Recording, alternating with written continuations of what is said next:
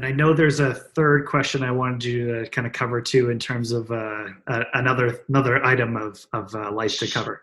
Sure. So the third question is, who are you going to have lunch with? And I'll be honest with you, I think it's the most important of the three questions. It's all about your social network, right? So Dr. Joe Coughlin, who runs the Age Lab at MIT, would tell you one of the best indicators of healthy aging is the strength and the breadth of your personal relationships. Oftentimes I always say the best investments that you can make for retirement don't involve money, right? It's an investment in your health and an investment in your relationships, right? All those things that we nurture along life's way, they mean a lot. We are human beings. We were built for social interaction. Again, all of us are getting to experience the pain of not being able to see and commune with those who are special to us, our friends and our family members right now.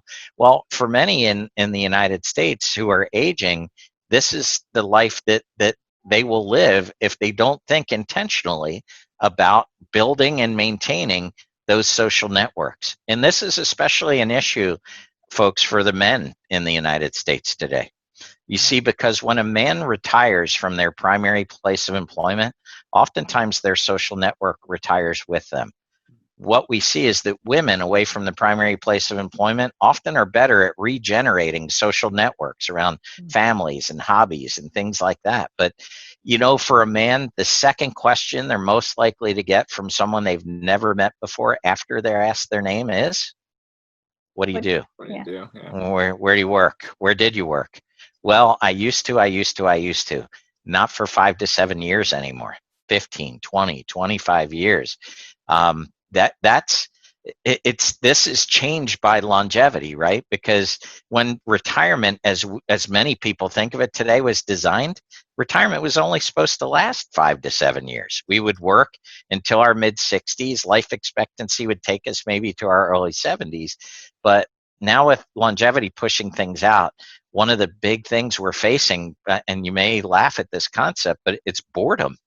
Right? Mm-hmm. What are we going to do to fill all these days? And that's where our social connections come in. So we challenge people to think about being intentional. And by the way, the ladies aren't off the hook here, right? But we all need to be intentional about the social groups that we're participating in, right? And where do we recapture that sense of purpose, right? After we leave, because that's what employment does for many of us. It gives us something to achieve and a way to help others.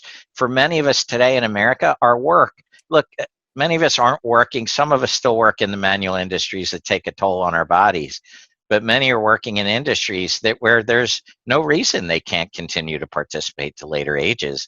And they actually like what they do. And it's their way of helping and contributing, so on and so forth. So that third question, who am I going to have lunch with, is thinking about 5 to 10 years from now. And who will you be having lunch with? Will it be the same 3 people that you've had lunch with every day this week? Or are you vested in a number of different places where your friendship circle is not only deep and broad, but you're refreshing it on a regular basis?